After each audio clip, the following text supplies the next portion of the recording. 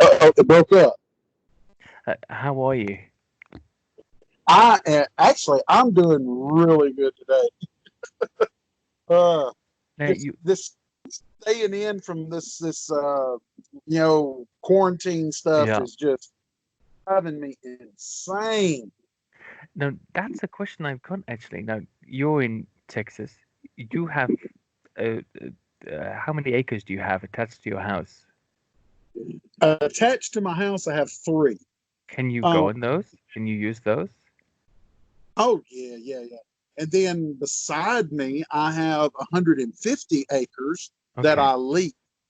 And then 5 miles down the road, I have 900 acres that I lease for Okay. hunting and for my Bigfoot research and stuff like that. So I have plenty of land, but what I mean by it's driving me nuts is the fact me and the wife can't do our normal things that she and I do, go out to eat, Yeah. take in a movie, or just enjoy a night out or something like that. And my business, of course, is suffering greatly with this because with no one working and no one out, no one has money to buy knives, and so it's when you make custom. I'm a blacksmith and do knife smithing, make custom knives, and you just don't get any calls, don't get any sales whenever it's like No, this. I So mean, I understand that. Of course, now I've appreciated your knives for quite a while. Now for a long time, actually, I thought you were an importer of knives, and then suddenly I realized that you make them. And for everything I me, do is hand. well, that to me is it's kind of it's like you're pulling rabbits out of hats in my mind. That's my opinion. That kind of thing. I have no concept of making something like that.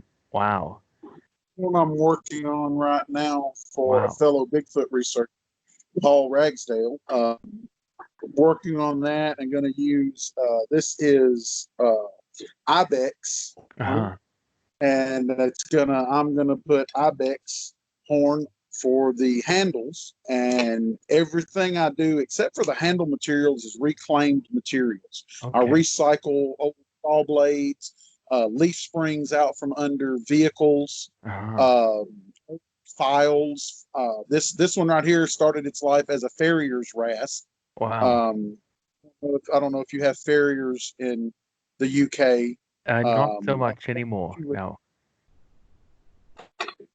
but get old farriers rasps, and uh, they're very good hardenable steel. So I take those and turn them into knives.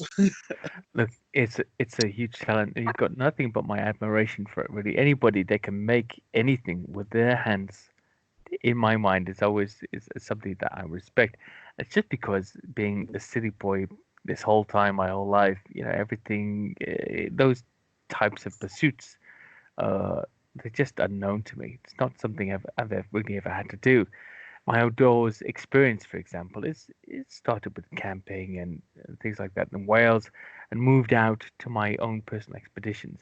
But I don't generally have to go and, you know, catch my own food out there in the wilds of the UK. I don't generally have to go out and kill anything. I just pack a bit of camp gear and some supplies and head out. I don't have to worry that a bear is going to come and sneak around in my camp, or a cougar. Well, maybe I do have to worry about a cougar or a panther here these days, but generally, no, it's a different world. So you're like there in Texas, I do keep an eye on what you're doing, and I'd just like to know and to tell everybody that's listening to this, for you to explain what it is you do, how you came to it, and and what your landscape is like. A few people in the UK don't really understand the huge scale of Texas. If you're leasing out 900 acres here and 90 acres there, 3 acres, for me, that's my entire neighborhood plus. Um, Just here, I'll put it like this: as far as acreage or kilometers, square miles, whatever you want to call it. Um, Texas is basically the size of the entirety of Europe. wow. I mean, the county that I live in is big as France. Wow. Just the one county that I live in. I have around 10 million acres of national forest just within driving distance of my house. Wow. And that national forest is open to anyone. And what kind of animals would you find in that forest? What are the native species? Oh my goodness, we have bobcats, coyotes, white-tailed deer, fox, red fox, gray fox. We have some red wolves. We have, which red wolves supposed to be extinct, but I've actually caught red wolves on camera. My trail. Then, of course, we have all kinds of beavers, otters, nutrias. My goodness, what feral hogs, lots of wild boar. We have like tens of millions of wild boar here in Texas. Oh my gosh, there's just such a plethora of wildlife here. Squirrels, red squirrels, gray squirrels, fox squirrels, flying squirrels. My goodness. Do you have Of skunk course, and porcupines? yes. No porcupines here where I'm at. There are some porcupines in western parts of Texas and the far southern parts. I put it like this: where I'm at, people get the misconception that Texas is a desert. Yeah. But Texas is not a desert. Where Oh. I'm at, we are rivers and lakes and huge pine forests and hardwood forest oaks. Just millions upon millions of acres of trees and fields, green grass. It's amazing. What is your county? Now, my wife, she spent 6 years of her life when she was a child in Arlington, Texas. And I see there's a lot of, I mean, just looking at the map of Texas, there's so many huge, gigantic lakes, actually. Here, and national forest, is it Wichita, or is that in the next state? It's Arkansas, sorry. What are the national forests there in Texas? We have the Davy Crockett National Forest, the Daniel Boone, the Sam Houston National Forest. Oh my gosh, we have. Oh, there's just so many. Yeah, but so many lakes I can see here too, Jeff. Louisville Lake, Lavon Lake. I mean, and they look huge. I mean, absolutely huge. Toledo Bend Reservoir is a huge lake that's just a few minutes down the road from me. Wow. Sam Rayburn Lake is another really big lake. It's just right down the, within 30 minutes trip by car. The Sabine River is where I grew up, which is about 10 minutes from my house. And I own land and have a fishing camp and things on that river. Wow. Yeah, it's just amazing. And see where I'm at too. I'm only 2.5 hours drive from the Gulf of Mexico, from the coast. Wow. So yeah, yes, it's awesome. And I'm also only about 2.5, 3 hours from the Ouachita Mountains in Arkansas. Wow. So I'm in a really great location geographically. That to me, it's just something that people here don't appreciate so much. The sheer scale of the country and what's available in it. I mean, especially now during this lockdown, and living on the outskirts of London in Surrey, that's the county that we're in. But we're literally 200 yards over the border from London. We're in the Surrey border just about, so we can go into the countryside, or we can just go straight back into London. It's that close. And it's small. But in a place like that, it's really amazing. And I think your background, as I know it, being had was it law enforcement and military, or just military background that you had? I was I was in the United States Navy. Uh-huh. I did not see any kind of combat or anything like that. I received a medical discharge. Shattered my leg, and got a medical discharge. So I didn't like didn't do any hero stuff. I didn't do Sure, anything like that. I signed up. I swore in. I was in, and then I broke my leg and got a medical discharge. So, sure, but sure. I was in law enforcement. I was a sheriff's deputy for 2 years Okay. um, before I decided I couldn't make any money being a sheriff's deputy, and then went back and got my electronics degree from Uh-huh. the University of Colorado, and went to work in the coal mining industry as an electronics specialist, Uh-huh. and worked there for the next 13 and a half, 14 years. That's But while doing that, I also I kept going to school. I have a degree in theology. I have a degree in well, it's not a degree. I have a certificate in being a veterinary technician, uh-huh. basically like being an EMT or emergency medical technician for animals, and just basically anything I can study about wildlife. I studied my entire life. So this first for knowledge, I think we met first on the Nightcrawler's Bigfoot radio show, didn't we? About Yes, 2 years ago, and this guy comes on. He's just rescued an owl. He's one of the interviews on the show, and I'm thinking, who is this guy that's rescued an owl? And then I saw another picture of you with a cougar that you were giving a bath to. And one of the things I wanted to talk to you about is something that's actually strangely absent from a lot of cryptozoology and cryptid hunting, is that I notice with a lot of people that they don't also just love regular wildlife. They don't love animals. Well, not that they don't love them, but they're not as in love with just regular animals as they are with these right, possible cryptids. And it seems to me something that would be necessary to the love of hunting for prospective, for unknown animals, the prospective zoology, hidden animals. This is because you love animals and you would like to find new ones, right? Like you. exactly. And your love for Bigfoot should be no different than your love for the cougar or the owl you rescued or the dogs in the house, because it's all wildlife. Now I noticed Dr. Carl Schuker, who I know he's got a Yes. similar love for all animals. He's a zoologist as well. And what is it about that? What is it about your love for animals that translates into your search for cryptids? Where's the crossover? What do you hope to achieve?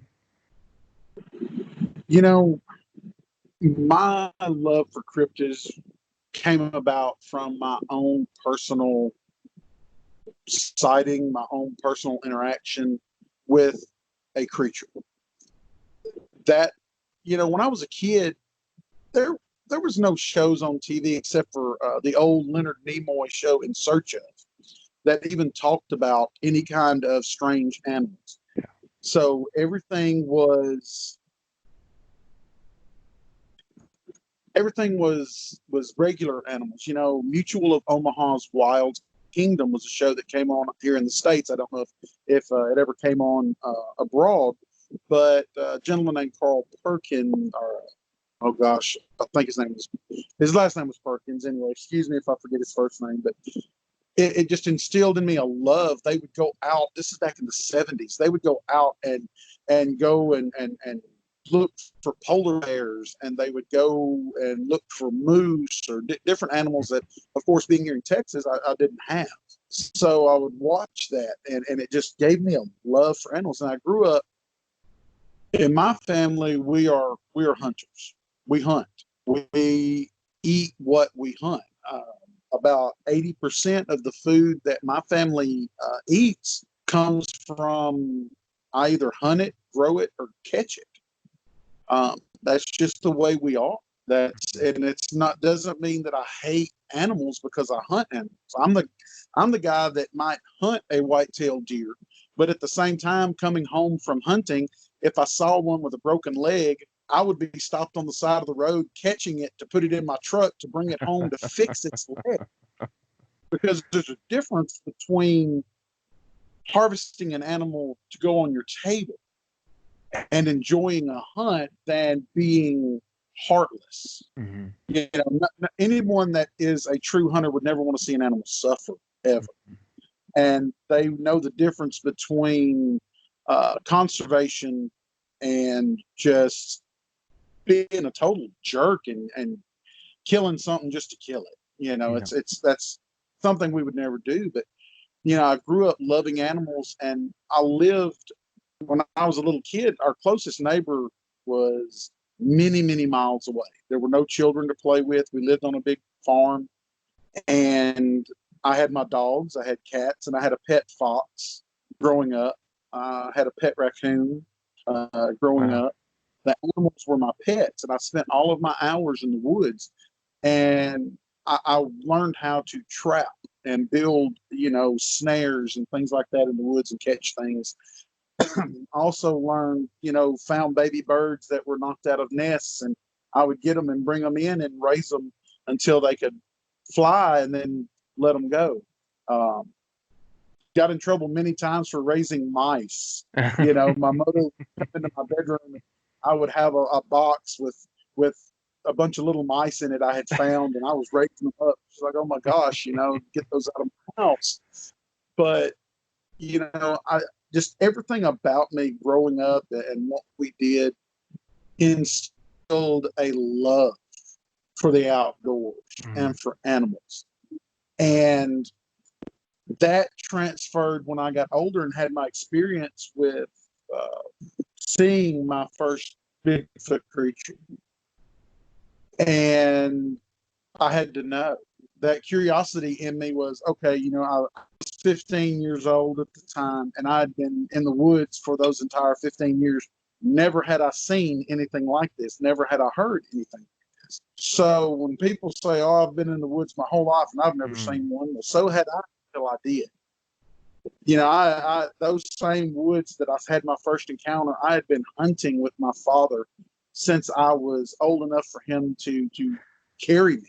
Well, I mean, I know about this sighting, and that this is a fascinating sighting that really thrilled me about Texas. Actually, just take us through that sighting you had when you're 15, because I think descriptively, you know, it doesn't seem to be a run-of-the-mill regular sighting that you had. Either that or the details that you're giving, because of your wildlife experience, are more a lot clearer than one would normally have, surprised in the woods by something they've never seen before. So just take us through that. My very first experience was I was 15. It was about 1986, somewhere in there. I had taken a couple of friends camping down on land that we have leased on the Sabine River. We had been fishing all day. We had caught a lot of fish, and we came back, and we had one of those old hand pump wells Mm. to get our water from there at our camp. And we cleaned our fish at that well, and we would leave the entrails, the guts, if you will, on the ground. And later we would come back with a flashlight, and if there were raccoons or anything eating those guts, then I would summarily shoot them because I sold their hides to make money as a teenager. That's how I made a lot of my money. Was back then a raccoon hide was worth $25. Mm-hmm. So you know, as a kid that grew up very, very poor, very, very poor, a $25 raccoon, you couldn't pass that up. You know, because I didn't have money to go out and do things with my friends. My parents didn't have extra money to give me, so I Uh-huh. had to earn it. And so we went back, we cooked our meal, we ate, we were sitting around our campfire, and I told my friends, I said, "Hey, let's go see if there's anything eating on the guts." And they didn't want to go. They were like, you know, our bellies are full, we're by this fire, man, you go do your thing.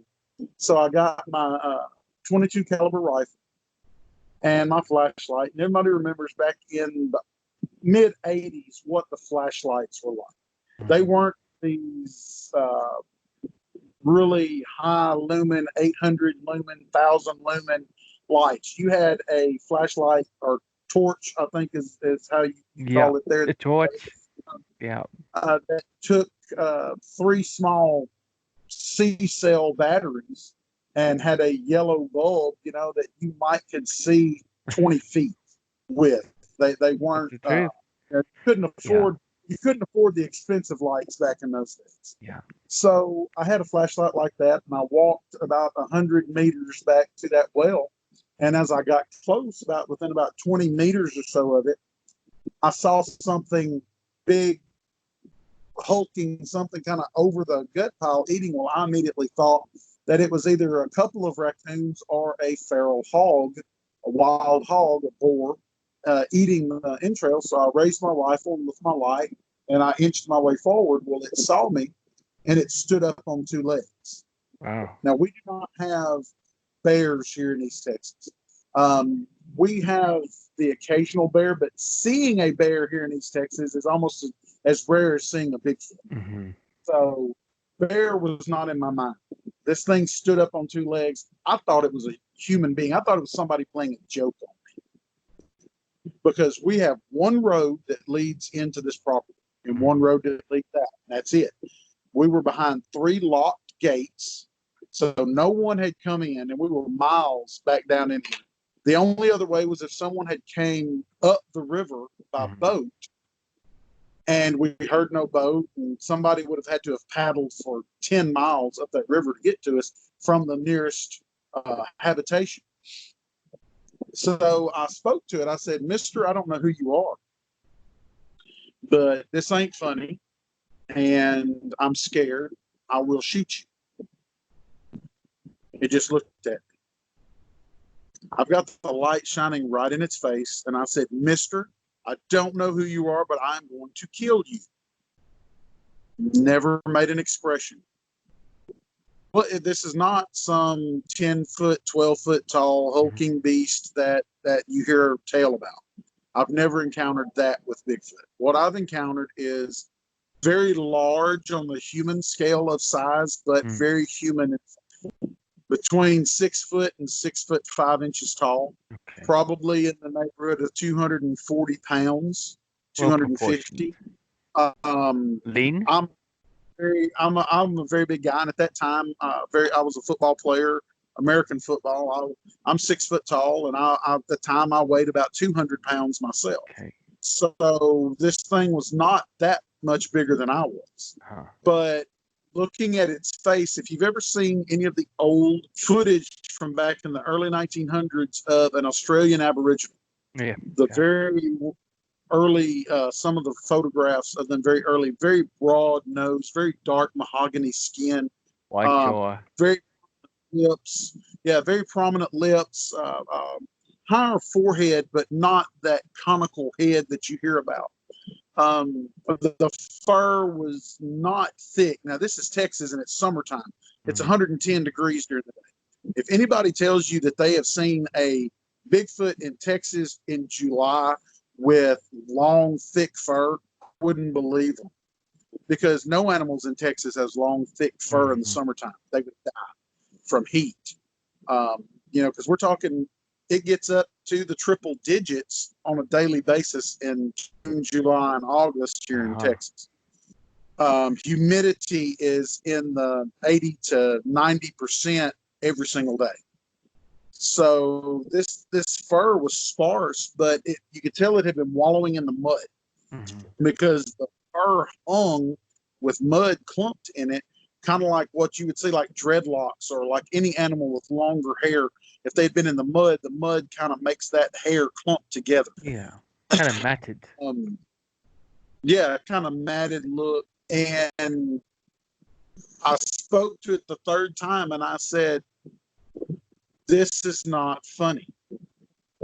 And it took 3 steps backwards. I'll never forget. It took 3 steps backwards, toe to heel. Now, there's no other animal besides a human being that can take steps backwards, toe to heel. Not a bear, nothing else. Not even a chimpanzee or any kind of ape can they walk backwards, toe to heel.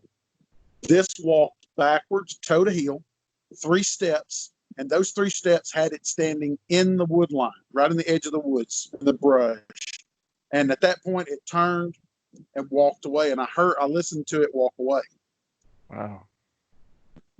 I could have shot it at any time, but in my mind, I was looking at a human being. Yeah.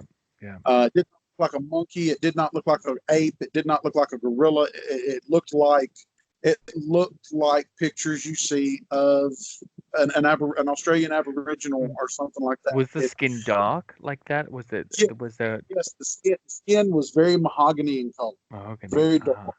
Okay. Now it had shades of lighter patches, which I would assume was dried mud on its skin. Now that I look back at it, being an adult and knowing the things I know and having the experiences that I do and the education that I do, I'm like, okay, those light patches were just dried mud. Yeah. Its fur is very gray looking, but so is the mud down that it would have been wallowing in. Okay. So saying that its fur was gray or red or anything is really difficult to do.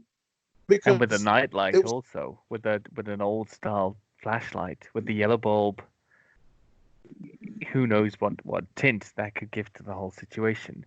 But you felt you were looking at sort of a dark grayish furred animal, very sparsely haired animal. Sometimes the way you look at an orangutan, where you see actually the hair on the chest and the torso and the parts of the arms is very, very thin. It's not really covered in thick fur, as we would describe it sometimes. It's like a fine hair in places, right?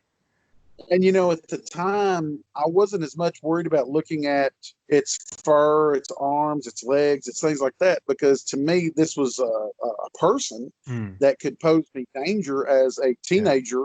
Yeah. And I was looking at dead in its eyes, because when you look someone in the eyes, they tell you what somebody's about to do. And if someone is about to attack you or about to do something wrong, you can often read it in their eyes. And I was taught that by my father as a kid. If you're having beef with somebody, you look them dead in the eye. And it had brown eyes, just like we do. It had white sclera around its eyes. It was a bit jaundiced looking, but the bulb I was shining was yellow. So the eyes may have been, not jaundiced looking, but my bulb made them appear that way. Was the face hairy? Was the face hairy at all? No. Did it seem to have hair on its head, or like human hair, or would it seem more like fine hair? It had a thick head of hair that was matted with that mud and really, really matted. It was not groomed. Like you hear some people say, "Oh, I saw one and it was well groomed." No, it was not well groomed. It had leaf matter in the hair. It had tangles. Really, for lack of a better term, it almost looked like one of these new age Rastas or whatever you see today. Yeah. The Caucasian kids that are trying to grow the dreads and their hair's like really jacked up looking. Here in the UK, we call them Trustafarians. Rastafarians with a trust fund. Yeah, exactly. Those are the exact kind of the way the hair looked. It was not your well-groomed dreadlock like you see a lot. It was really messy.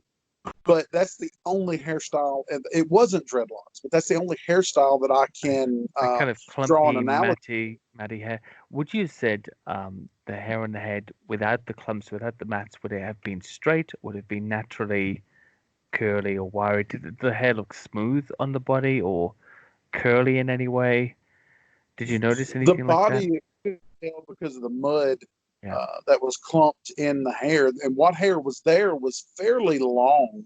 I would say probably 4 inches, maybe a little more long, but there wasn't a lot of it. There was more hair around the shoulders and things like that, and less as it went down the torso, and then more again as it hit the groin area. But I didn't sit there and really study it. I glanced, and a lot of this is coming from me sitting and remembering what happened at the time. And I went back and I told my friends, and they made fun of me, and they're like, "Yeah, whatever." Sure you did. You saw, sure you did. And the next morning we went back over there, and the um, track there were tracks around the water well in the mud. And I wear a size 14 in the U.S. Okay. shoe. So I have a very large foot. And I could take my foot with a tennis shoe on and step inside the footprint, the Wow. bare human-looking footprint. And of course, they made, whatever, that you were over here making that print whenever you were over here, and all that kind of stuff. So, I mean, it's natural for people, even for safety's sake, to not believe in something extraordinary happening, even for the sense of their own security, right? To stay in the camp that night. We prefer not to believe you just saw an unknown hominid. Thank you, Jeff. So we can get to sleep, right? Yeah. It's better to make fun of you because we'd like to get some shut-eye tonight. I clutched my gun that night, my little rifle that I had. It was only a small 22 caliber rifle, good for shooting rabbits or something like that. But it would. There's no way if I would have shot this thing, I probably would have died myself, because it would have probably tore me limb from limb. But did it look heavily muscled? Built like a linebacker. American football analogy again. If anybody knows what a linebacker looks like in American football, that's kind of what it would have reminded you of, the way it was built. Would you have guessed thick shoulders, narrow at the waist. Yes. Sorry for jumping in there. I was just going to add on top of that. Would you have guessed at any kind of age looking at this thing? Could you have looked at the animal or the creature and said, this looks like a young person, this looks like a middle-aged person or an older person? In the sense of the age of the animal itself, could you gauge its age or maturity in any way? I would have said that it was a little older, because around the eyes, there was a lot of, like, when you see a person, a human being that's been out in the sun a lot, and they have the sun-dried kind of cracks around their eyes and the corners of the mouth and the lines in the forehead, things like that. And I saw those. And that lent me to believe that it was older, because I had a second sighting about 20 years later. Uh-huh. And I saw almost an exact duplicate of the creature that I saw the first time at an even closer distance. This time was about 5 feet away from me. Wow. And it did not have the sun as bad. Uh-huh. A sun didn't have the lines across the forehead. It still had these things, but it didn't look nearly as weathered. Now, of course, I saw the other one at a greater distance. It was in the dark with a light. The second sighting was in the daytime at a very much closer distance. So this is just speculation on my part as far as its age. And the second one was not nearly as robust built, quite a bit smaller in size as far as weight goes and things. It was not as muscular looking. So I would say the first one was probably a bit older. Tell us about the second sighting you had. What were the circumstances surrounding that, and where was that sighting? The second sighting was on the exact same piece of property, but about a quarter-mile away. Wow. My father and I had went down to check our fishing camp out, and we were coming back, and it was a time of year that we have a fruit that grows wild called mayhaw. And a mayhaw is like a small little apple, like a little crab apple kind of apple. Okay. And they grow wild, and we use them to make jellies and jams and things like that out of. Well, my dad had told me, he said, this is where those mayhaw trees are. Stop here, walk down there and see if you can find some. If you can, come back and get me, and we'll go down there and pick them. So I got out of the truck, got my camera, and I had a 357 caliber lever action rifle, cowboy looking rifle. I slung it over my shoulder because we have a lot of wild boars here and they Uh-huh. will attack. Uh-huh. So I got my camera. I have the lens cap still on, but I'm walking down there just to take pictures of any tracks I found or anything interesting. I got probably 150 or so meters away from the truck, and I heard a loud crash to my left. And this loud crash was like, oh man, maybe it's one of these feral hogs or wild boars. So I got my rifle, kind of my hand on it, and walked over. When I walked over to where the crash was, there was a limb about big around as a soda can and about 3 feet long or so, somewhere in that neighborhood, 2.5 to 3 feet long, laying there. Well, there were no trees at this exact spot when I looked up.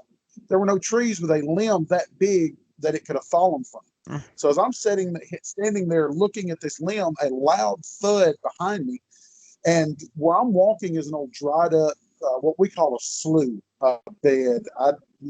Kind of a marsh area, but it's dried up. Oh, yeah. So the top is dry, but underneath it is still kind of wet. So it's kind of moves when you walk on it a little bit. I see. When this loud thud happened behind me, I felt the earth kind of move a little under my feet. I thought at first a larger limb had fallen, so I turned around, and when I turned around, about 5 feet behind me, crouched on the ground, was another creature almost the same exact size as the first one that I had seen years before. I grabbed my rifle and went to pull my rifle around, and it was looking up at me. And if you've ever jumped from any great height and you'll cushion yourself with your legs, kind of hit, and sometimes you'll get what we call a stinger. If you jump from a great height, you'll get that electrical shock feeling that goes from the bottom of your feet. A stinger. Yeah. And so this thing is like got its butt, its rear end sitting on its heels and got both palms flat on the ground, but it's looking up at me almost in pain. As I'm looking at this creature, my mind goes, grab your camera, not your gun. Because I didn't feel threatened.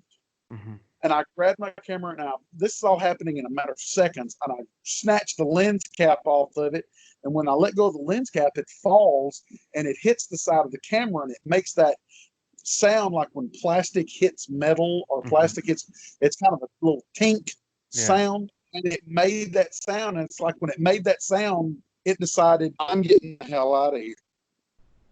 So it took off running, and as it took off running, of course, I'm clicking pictures, didn't get anything but a blob squatch. But as it ran away, it was running crouched very low to the ground, reaching forward with its hands, grabbing like vegetation or whatever, and then propelling itself, pulling itself over things and through things. And it was about a 50 to 60 yard clearing that I was standing in.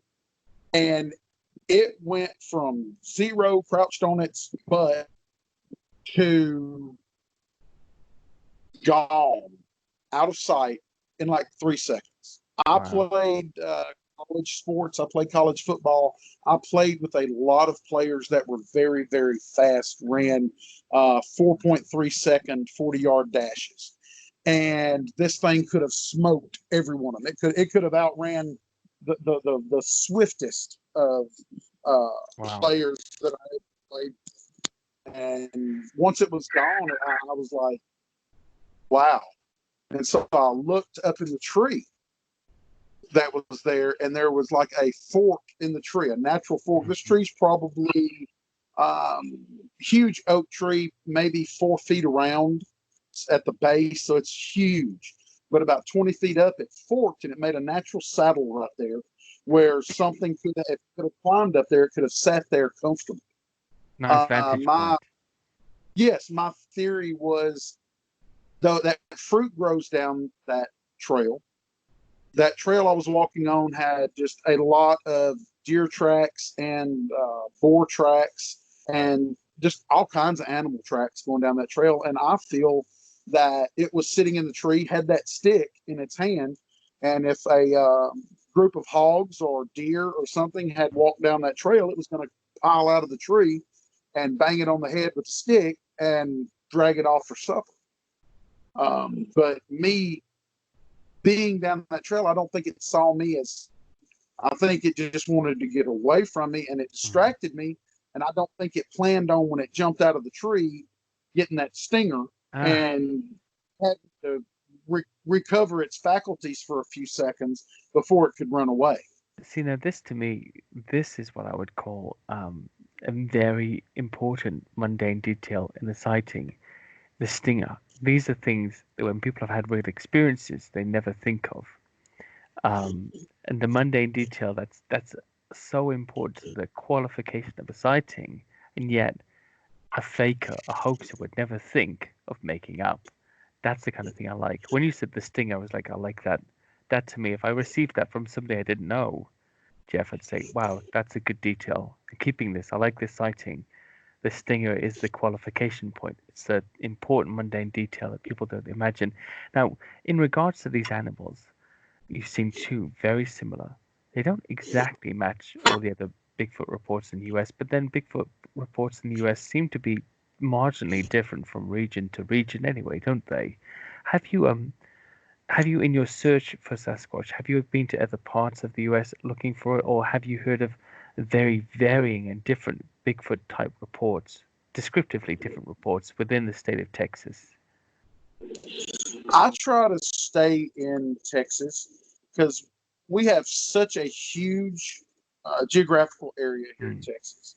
And so I try to stay in my backyard, so to speak.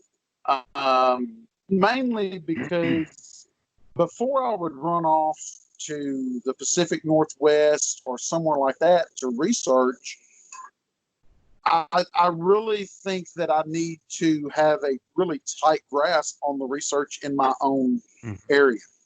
And with millions of acres of forest at my disposal, it's kind of that thing. Yes, I would love to go and research somewhere else, but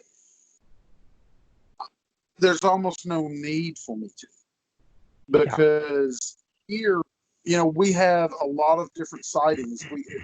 Where I'm at, actually, only second to the Pacific Northwest in sheer numbers of sightings. If you look at Wow. a map of the United States and of Bigfoot sightings, here in Texas, in the eastern Texas, where I'm at, there are more Bigfoot sightings than anywhere else in the United States, other than the Pacific Northwest, which happens to be home to the only rainforest in the United States. Hmm. So that may be a reason why there is uh, more sightings there. But you know, the difference in look, I tell people this: even though we're both human, you and I don't look alike. Yes, exactly. Bodies are not shaped the same. Our height is probably not exactly the same. Our facial features don't look the same. So why would we expect these animals to do so? They're not dogs. Mm. They're not cats and things like that. But even in dogs and cats, unless you have a purebred species of dog or cat, then they're going to have a lot. You could have one a litter of puppies that have five different puppies that look five different ways Oh if yeah. they're just what we call mutts. So in the Bigfoot world, say you've got a tall Bigfoot, muscular Bigfoot, and it breeds with a shorter, more demure female. Well, then the offspring are probably going to be a variation of those two. If you've got one that has a large nose versus a small nose, just like in humans, it's Hmm. going to impart those traits onto its offspring. So we're going to have different animals, different creatures that look differently, even in the same geographical area. They're going to look different because we have dogs that look different, cows that look different. I mean, any animal species on Earth, if it breeds and it's not purebred, it's Hmm. going to look different. And apes look different to one another quite drastically in many cases. The same species of ape, gorillas and chimps and orangs will look, well, orangs less so, but chimpanzees especially will look very different to one another. When I was a teenager, I had the privilege of raising, or I worked in a facility where I raised tigers and lions, jaguars, leopards, And we even had a few chimpanzees at one time. And I learned the difference in the way even the tigers, I could tell them apart, even if they were in the same enclosure. I could tell one from another, even if they were two very similar females that were the same age, relative same body weight. I learned to tell them apart. Mm-hmm. And so it's one of those things that working in that field, I've learned that, there are differences even in animals that we think look identical to one another. Yeah, well, you know that even with your own pet dogs, you would recognize them from an exactly similar species, wouldn't you? With your Chihuahua mix, if there was exactly the same mix at the same height, you would know which one was your dog. You just learn. Yeah, There's a very funny exactly. bit in The Lord of the Rings. That's not quite on point, but when Frodo and the other hobbits meet the elves on the road when they're trying to get to the one of the inns. They're trying to go across the bridge there um, to buy water, and they're running from the Black Riders. And the elves say that they find it difficult to tell them apart from men, and they say, "Well, how can you mix up hobbits and men, right?" And the elves say to them, "I'm sure to sheep, other sheep look different to one another." And the point being is that you have to know what you're looking at to tell things apart, and to an outsider, everything looks the same. So this definition, so slightly gobble point, sorry, but this definition of Bigfoot looking the same all the way through, not only the U.S., which is essentially not really a country, it's a mix of countries and regions wrapped into one, isn't it? And Canada, and even other places in Europe and the UK, it falters with the genetic variation that we see in all animals. And I think that's a fantastic point. Why wouldn't there be short Bigfoot, big Bigfoot, muscly Bigfoot, skinny Bigfoot, big nose Bigfoot, lazy fat Bigfoot, Exactly. stupid Bigfoot, clever Bigfoot, all the normal variations that happen in every single animal species. We don't have the imagination for it because it's enough for us just to conceive of there being a Bigfoot. Then to conceive Right. of them all being individuals is even harder to accept, right? Exactly. Mm. Exactly. Yeah. Yeah. uh, point of reference, note for future reference, Andy. If you're going to make a comparison to a passage in the book, at least remember the passage. That's happening a Yeah. lot these days. Now, look, in regards to the Bigfoot thing, I know that's like your speciality outside of wildlife. But are there other cryptids or out of place animals like big cats in the state that you investigate? Now, I understand that we've got a lot of out of place panthers and pumas here in the UK that are not acknowledged, but they're clearly, very clearly here. Do you have things like that in Texas as well? Big black cats and Oh, the like? yes, very much so. Actually, I have a trail cam photo of a very large, long-tailed black feline um, on my trail camera, and uh, I got that picture. Oh gosh, 2009. Actually, when I was a teenager, again, I was at home playing hooky from school.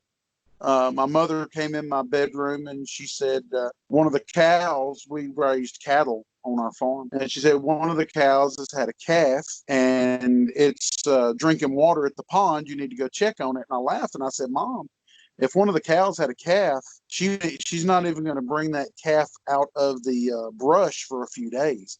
And then it's only going to drink mother's milk. It's not going to drink water. And she said, well, you need to get, hang on. She said, you need to get your rear end up because there's a black calf drinking water at the pond and we don't have a black calf. So I get up. The only thing that I have that I can look a long distance with is my rifle that had a telescopic sight on it. So I take my rifle, we call it a scope. I look through the scope and it's a couple of 100 yards or meters down to the pond in our pasture. And Sure enough, there's something big and black drinking water. And I look through my scope, and it is a large black cat. My Wow. mother's standing there, and I hand the gun to my mother, and I say, look at it. And my mother looks, and she says, you need to kill it because it's probably trying to kill our cattle. And to us, losing one cow would have been catastrophic. You know, we were very poor. We couldn't have afforded to lose that animal. So I used my rifle and bang, I shot it. Well, it jumped in the air and it ran away. I went down and I had hunting dogs. And I took my hunting dogs down with me, and my dogs were sniffing around on the ground, and you could smell the urine like cat spray, but times 10. There was hair and blood on the ground. I knew that I had gave it a mortal wound. Set my dogs into the bushes. My dogs turned around and came back, ran home. They wouldn't even go in after it. So I decided, I said, you know, I'm not going in, because I was a young kid then. Yeah. I was like, I'm not going in after it. I'm going to wait till my dad gets home from work. Well, that evening, my father came home from work, and my mother and I told him the story. And my dad said, well, we're not going to go down there tonight and look. We'll go down in the morning. So the next morning, I stayed home from school again, and my father and I went down there. And this time I had a shotgun loaded with what we call buckshot. I'm not sure in the UK if y'all have buckshot or not. Yeah, they use it in hunting rifles here for pheasant hunting and things like that. Well, this is buckshot, and the buckshot is a 30 caliber round ball, and there's about 20 or so of them inside of a shotgun cartridge, and we use those to shoot dangerous game, like if feral hogs or something are charging at you, you can shoot them. So I've got my shotgun loaded with that, and in the bushes I go, and I have to go on hands and knees, and I'm following blood through these bushes, through the briars, get on the other side, and the blood stops, and I'm looking around, and there's pine trees there. And under one of the pine trees, there's a lot of what we call pine straw, pine needles, the dead ones that are on the ground. And there's a big mound of pine needles. I cautiously go over and I scrape back the pine needles, and there's the dead cat. Well, I call for my dad. My dad comes. We look at it, and my dad says, well, you got him, good job, but we got to dispose of this, because at the time, we don't know anything about these things. My dad's like, these have got to be an endangered species or protected or something, son. And even though you were protecting our herd, you could get in trouble. So we dug a hole and we buried it. Okay. My dad did not. Shh. My dad didn't know that I had actually removed the head of the cat and hid it and kept it. About 8 or 10 years later, we were camping, my dad and I, and the local fish and wildlife officer, game warden as we called him, came up, and he was a good guy. We were talking to him, and we got in the conversation about black panthers. And he laughed, and he said, yeah, man, he said, I get reports all the time. These things don't exist. I've been in the woods my whole life. Same story. Been in the woods my whole life. Never seen one. Therefore, they don't exist. And my dad laughed, and my dad said, so if you killed one, would you get in trouble? He said, no, they're not protected. There's no way that you'll get in trouble if you killed one, but you're not going to kill one because they don't exist. My dad looked at me, and he said, run home and get that head that you kept. Because by this time, my dad knew that I had kept it. And so I went home and went in our barn and went up on the loft and had it with a nailed to the wall. And I got the head, still had a little dried fur and skin and stuff on it, brought it back and gave it to him. He looked at it with that black fur on it and everything. And he looked at it and he said, what is this? And I said, well, you can send it and have it tested. And he said, yeah, I can have it tested. I'll tell you exactly what it is. So about a month goes by. We did not hear anything from the officer. And my dad's like, I'm going to call him. This is back before cell phones, so you had to call him on the telephone from the house. So my dad called him at home and talked to him and said, you know, would you ever get those results back? And he says, oh, you wouldn't believe.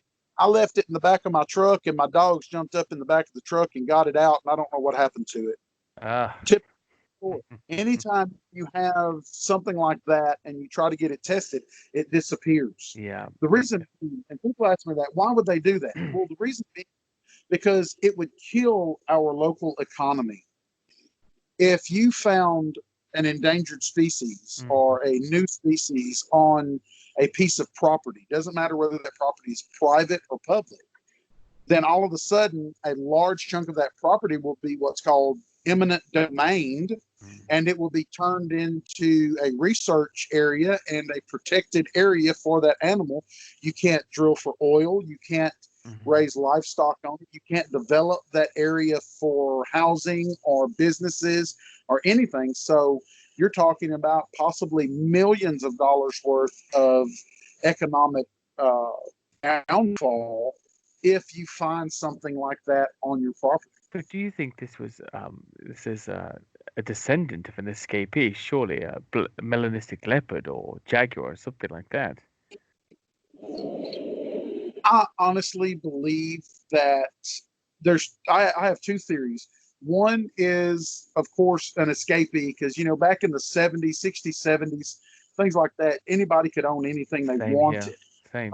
You could have jaguars, you could have leopards, you could have tigers. It didn't make any difference. They didn't start tightening their grip on that until not too many years ago. Maybe 20 or 30 years ago at the most. So, a bit more than 20, but probably 30, maybe 40 years ago. But anyway, my second theory is when we see white-tailed deer in the wild, they can often look black, very dark. And this comes from what's called the tannins leaching out of the leaf litter into their fur. If a deer sleeps and lives in a pine forest, they will look red. If a deer lives in a hardwood forest where the leaves turn black whenever they decay, then their fur will almost look black.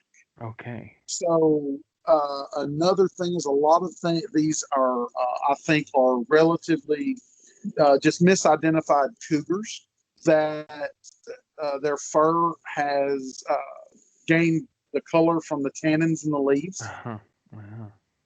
And my third theory on it, and I think it's a combination of all of these.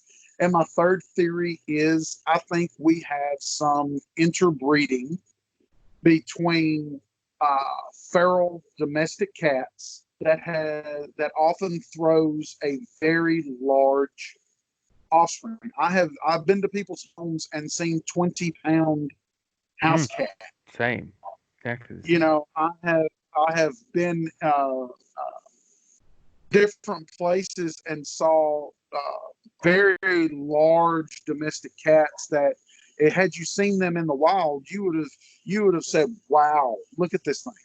So the one that I killed, it was not a 200-pound beast or anything. The one that I killed probably weighed somewhere in the 40-pound range.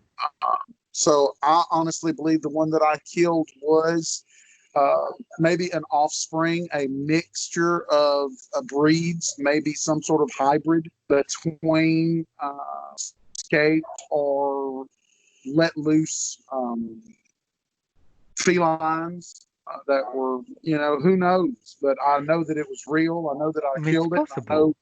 It's very possible. I don't doubt it at all, Jeff. We do have some here that are described, although they resemble panthers in their morphology. They're perhaps only 1.5 feet up from the ground, and maybe 3.5 feet long, even with the tail. Often seen hunting rabbits. I had a farmer here in Yorkshire contacted me, and he was baling hay with his tractor, baling hay in the fields, and he has lots of rabbit holes, lots of rabbit warrens in that field. And he said, I was in the tractor, and one that was maybe 2 feet tall by 4 feet long with the tail walked straight past me, hunting rabbits. Wasn't in the least bit bothered that I was here. And then you have other stories. I had one here in Rusborough, Hampshire, where a horse breeder,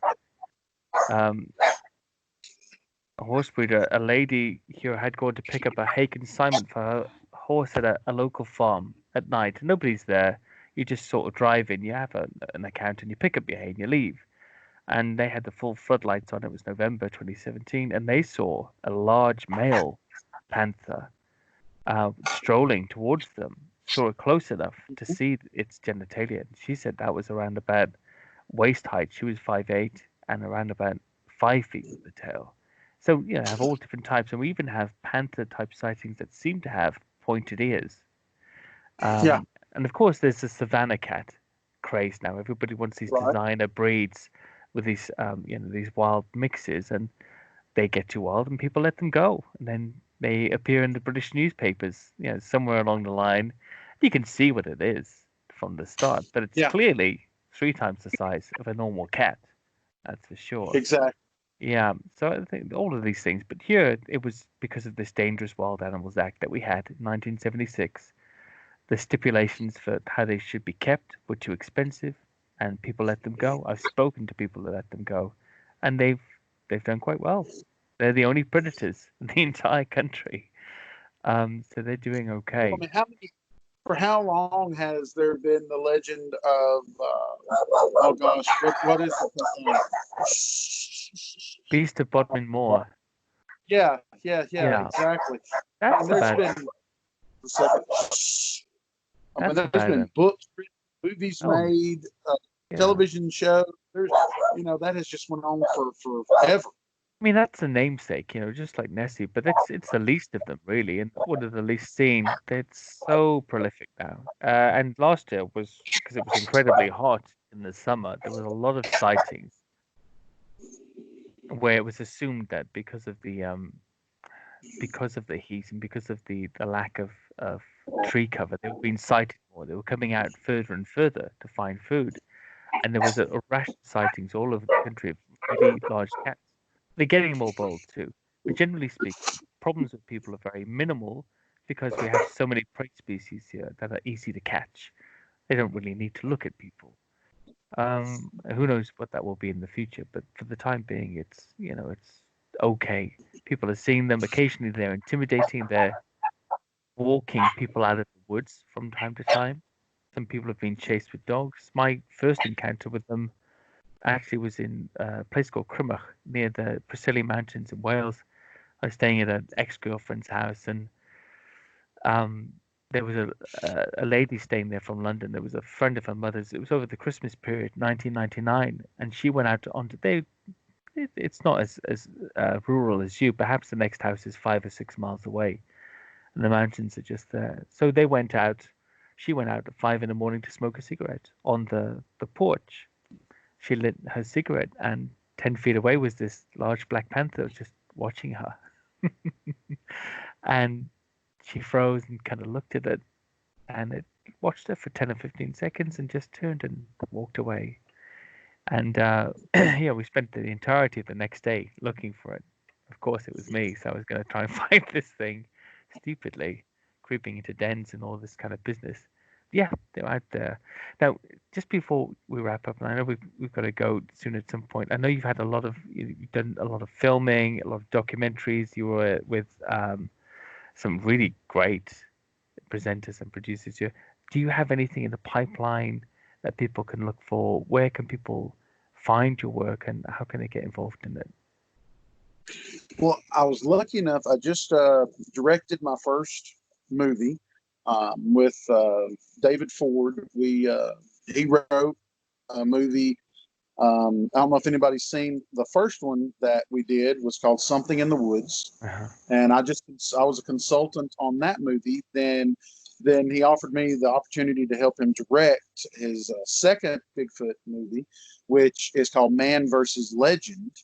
And so I did that, and people may not know that I also dabble in special effects. Have ever since I was a kid. That's one reason why you don't ever see me showing any photographs of Bigfoot or anything like that, because I feel that with my background in special effects, I wouldn't ask someone just, oh, look, I got this picture of a Bigfoot, believe me, just because I say so. So I wouldn't ask people to do that. But I did the special effects. I built the costume, one of the costumes for the movie. It was an honor doing that with David Ford and all of the great great people that we made that movie, and it is in the editing process right now. We are hoping within the next couple of months it is going to be on the market. It's called Man versus Legend. It's going to be a totally different Bigfoot movie than you've ever seen. It's not your Bigfoot is a crazed beast that's just killing people indiscriminately. That's not this. It has a really good storyline to it. It has, of course, now it's a B movie. We didn't have a budget making this movie. I mean, seriously, our budget was just like $2,000, and donations from great people all over the United States that donated to help us make this movie. So when people get to see it, please don't judge it too harshly on certain aspects, because, you know, it's a labor of love. We did the best we could with the money and the equipment and everything we were able to have. And I think we made a really quality movie as far as the content goes. And I think we really did great with the special effects and with acting and things with what we had. So that's the big thing is us. Man versus Legend, that I directed with David Ford. I just got through doing Expedition Texas. It's available on YouTube. It can be found. And other than that, everything is shut down right now because of this COVID stuff. I had 2 or 3 shows lined up, and everything has canceled. So hopefully, once this is over, they'll reschedule and we'll get back on track. I'm sure we will. And Jeff, thanks for stopping by and talking to me. It's always good to learn from you, and I always find out so much. And I can't wait to get over there at some point later in the year. I should be in the US if this pandemonium allows us out of the house again. I will be coming by and hopefully stop by and see you as well. Just let me know when, man. I can't wait. Thank you, my friend. Goodbye. Goodbye.